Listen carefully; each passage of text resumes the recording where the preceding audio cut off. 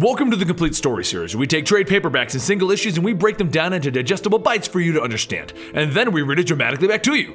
All alterations to the panels, text, and images are to prevent copyright problems, and all art is owned by the respective companies. Daredevil, the man without fear. He's one of the classic superheroes in the Marvel lineup, but he's never really gotten his due. Well, he's finally getting a series on Netflix, and I think it's time for you to hear one of the greatest Daredevil stories ever, Daredevil Yellow. This story isn't so much a full story arc with completion, but it is a great retelling of his first years as Daredevil, and a good way to understand his background if you want to get involved in Daredevil comics today. Now, the origin for Daredevil, while known, is not widely spread. Matt Murdock was around the age of 15 when a radioactive substance fell from an oncoming vehicle. While the chemicals took his eyesight, the exposure to the radioactive materials heightened his remaining senses beyond normal human abilities. His father, a boxer known as Battling Jack Murdock, supported him, and he ensured that Matt received the greatest education that his money could buy. He didn't want anything to hold his son back. So eventually, Matt Murdock went to law school where he met Franklin Nelson, but all of his friends called him Foggy. The day they met, Matt and Foggy were inseparable, and they quickly became roommates. Now let's begin our story. Daredevil is lost in his own thoughts as he runs through the streets of Hell's Kitchen. Dear Karen, just when I think it's going to get easier, I close my eyes and I see you in my arms. It's as if a hole were torn open in the center of my chest. After a while, it starts to close up. Then somebody has a laugh that sounds like you, or they're wearing your perfume, and it tears the hole wide open again. I don't feel like eating. I find it hard to concentrate. I can't do my job, Karen. I can't live my life. It's gotten so bad now that Foggy is worried, and as you may remember, when Foggy gets worried, he starts to look for solutions. So he said, I should write you a letter about how I'm feeling and get it all out. I've decided it's not the worst idea in the world. I'm not sure what I should be writing you about, but I thought if I went back to the beginning, you could help me find the man without fear again. So let's go to the beginning, listeners. Matt and Foggy spent their days in classes, studying and getting their degrees, while his father, Battling Jack Murdock, would fight the fights and aim for the heavyweight championship belt. His father would take the hits, get slammed down on the mat, but the measure of a man is not how long he can stay standing, but how quickly he gets back up. And Battling Jack Murdock was always known to get back up. He would always end the fight. But there was one thing that Matt didn't know his father was doing, and his father wasn't proud of doing it. He was fighting in fixed matches. He was being paid and groomed to win the matches. All of the other fighters were paid to take dives in the ring. Eventually, Jack had had enough of working for the two men known as the Fixer and Slade, and he decided that he was done. He wouldn't fight anymore. So he gave Matt his bright yellow boxing robe and he told him to remember the good times, because he was going to quit that night. But that night, Matt heard a gunshot, and he ran down the street to find his father dead in an alley. Matt only remembered a few things from that night. The smell of Old Spice, the smell of his father's blood, and the smell of pistachio nuts. Matt and Foggy tried to get the case handled properly. They did the whole thing by the book. But the only evidence that they had were the pistachio nuts, and Slade was known for eating those. But since there weren't any weapons and there were no fingerprints, not even on the nutshells, the Fixer and Slade were allowed to walk. Matt demanded to know if the judge was bought off. How can he let them walk? But Foggy helped Matt keep his cool and they both left. Matt graduated and he let the law run its course, but the case dragged on so long that eventually everyone forgot about it, and Battling Jack Murdock was just another unsolved case. But Matt didn't forget. So he altered his father's boxing robe and he got out a billy club and he trained. He had read about the superheroes like Spider-Man and Fantastic Four, but they handled the superpowered foes, the world-ending crises. They needed someone to handle the low-level criminals, and it was time for Daredevil to enter the ring.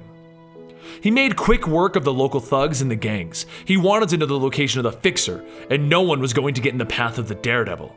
His journey took him to the worst parts of Hell's Kitchen, but eventually he trapped Slade in the old gym that his father used to train in. Slade tried to tell him that he had no idea about Battling Jack or the Fixer, but Daredevil's hearing is so good that he was able to hear Slade's heartbeat, and he could tell that he was lying. So he takes Slade's gun and he holds it to his head. You will testify. Using the leads that Slade gave him, Daredevil followed the Fixer's locations and he tracked him by the smell of his cheap cigars. It drew a line in his head straight to the Fixer. But the Fixer was older and he had heart problems, so as Daredevil chased him into the subway, his heart gave out. As the subway car went by, Daredevil stood over the man who had murdered his father. He had become the Man Without Fear, a name that Karen would give him much later in his career. The police arrived on the scene and they asked him who he was. So he told them his name is Daredevil, and he explained what happened, and then he offered to bring them back to Slade so that Slade could serve his time in prison. Matt felt good. He finally got his father the justice that he deserved. And now, he even had his own law office with Foggy. Things were looking up for him already, but his life was about to get even brighter with the arrival of Karen Page. She wanted the job as the secretary of the Nelson and Murdock law firm. But Matt knew the moment that he could smell her perfume, that even without his eyesight, he was looking at the most beautiful woman in the world. Things would begin to move quickly for Matt and Foggy's law practice. They got their first clients, the Fantastic Four, and this of course started to get their name out there. At night, Matt Murdock would become Daredevil, the Man Without Fear. There was just something about jumping across rooftops that made him feel alive. And as he stopped crimes, he chuckled at the idea that eventually he may be used in the same sentence as Thor and Spider-Man.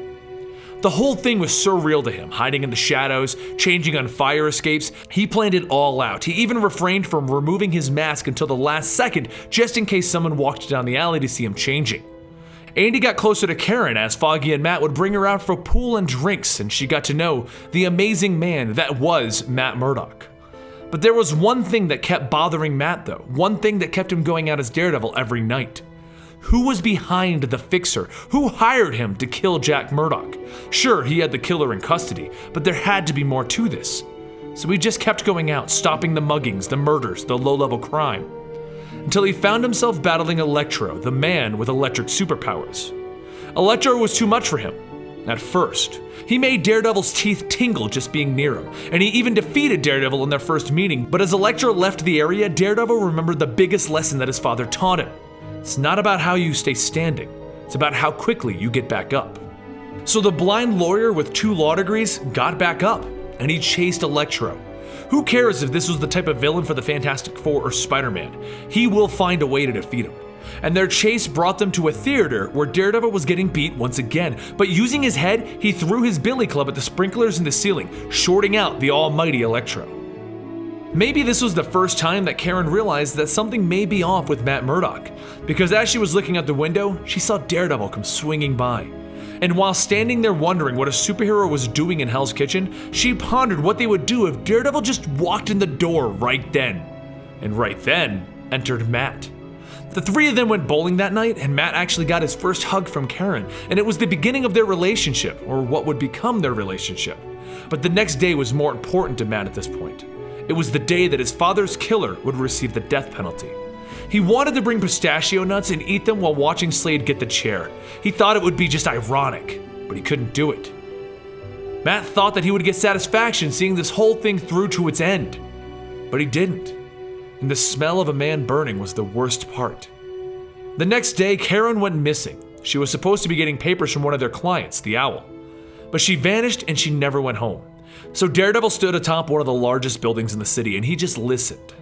There was a lot of noise in the city, and it took him a minute. But eventually, he heard it. He heard her call out, "Mr. Murdock!" He followed the sound of her voice until eventually he found the right building, and inside he found Karen locked up and the Owl gone. She was crying, so he showed up and he told her, "I'll help you, miss." Daredevil grabbed the bars and sensing their weakest points, he bent them, allowing her to get out. He carried her to the ground and he held her close. Even though it didn't occur to him that this close, she might be able to tell who he was. He told her, "Karen, get to the police," leaving her to guess how he even knew her name. But before she could ask him, the Owl returned and he picked up Daredevil, flying him through the city. Daredevil kicked him square in the jaw, forcing the Owl to flee the scene, but Daredevil threw his lion onto the Owl's feet and he went for a ride with him. Eventually, the 2 men fell into the bay and Daredevil lost sight of the Owl, but he was fine and Karen was safe now. So everything was just gonna be okay. The next day, Karen was telling Matt all about the dreamy superhero who saved her the night before, when they get a phone call stating that they are the state-appointed attorneys for the Purple Man. When Matt and Karen arrive, the Purple Man tells him that their services won't be needed, and he asks the guard to let him out. He then takes Karen with him, thanking Matt for bringing such a lovely lady to the prison for him, and he walks out. Matt quickly slips into his Daredevil uniform and he follows after them. But Purple Man took Karen to a hotel room where he just told them to let him in and told the police to go away. But Daredevil comes barreling through the door, knocking over the Purple Man. Purple Man then tells Karen to go jump off the balcony so he can get away, but Daredevil saves her and he lowers her to the ground slowly. As they're getting to the ground, she looks at Daredevil and she thanks him for once again saving her. And she comments about how he should make his costume all red, because she likes red. They land on the ground level just as the Purple Man comes out the front door of the hotel, and the Purple Man turns to the police to tell them to stop Daredevil, but Daredevil just knocks the awning off of the roof and he covers Purple Man up. Daredevil looks to the police and he tells them to just go ahead and leave Purple Man underneath the tarp and they should be okay. Then he takes off, allowing Foggy to get Karen back to the law offices. That evening, Karen asks Matt and Foggy if she could just leave early, because she has a date with Mr. Daredevil. He's going to show her the city that night. This is how Daredevil went from being a man who was just avenging his father to the man without fear and a man in love. And now we come to the end of his letter to Karen, as he continues to swing through the city in his new red outfit. You know the rest of the story too well, Karen. It's been told a lot of ways with many people in my life, but this is the way that I choose to remember it when I think of you. Foggy never found love, and you found out that Daredevil and Matt Murdock were one and the same. And now you are dead. When I began writing to you, I felt as if I'd lost something. But in the end, I'd like to think that I found something. Forgiveness. All this time, I don't think I ever forgave myself for what happened to you. How I carried around inside of me the guilt of knowing that if you hadn't walked into our offices that day looking for a job, you might be alive today. And I've thought a lot about my dad. All he ever wanted for me was to make sure that I didn't grow up to be an uneducated pug like he saw himself. He made his living with his fists, and he called Fogwell's gym his home away from home. The gym offered not only my father, but everyone who walked through that door a chance to make something of themselves. I bought the old place and I fixed it up. I finally found a way that I could honor my father beyond wearing his colors. Do you know how some people say I see when they actually mean I understand? It is like I can see now, a blind man who can see, Karen. It's a rare thing, like you were. And since we never know what's going to happen tomorrow, I wouldn't trade all of my yesterdays for the time we had together. I missed you, Karen, and I will always love you. And this is where Daredevil Yellow ends. It's intended to show you some of the early exploits of Daredevil and show how his love with Karen began. Now, if any of you guys are wondering where you should go next with Daredevil, make sure you go check out the current run that's happening in comic books. Also, don't forget, as of Friday, Netflix has the Daredevil TV show. If you want to chat about this or any other video on our channel, make sure you follow us on Twitter @Comicstorian, or you can go to our subreddit r/Comicstorian. And we also have a community known as theweeklypoll.net. If you go check out that website, you too can chat with all the other comic book YouTubers and everyone who watches the channels. We have a great community there, and I invite you guys to join us. I'm Benny for Comicstorian, and I will see you guys next time right here.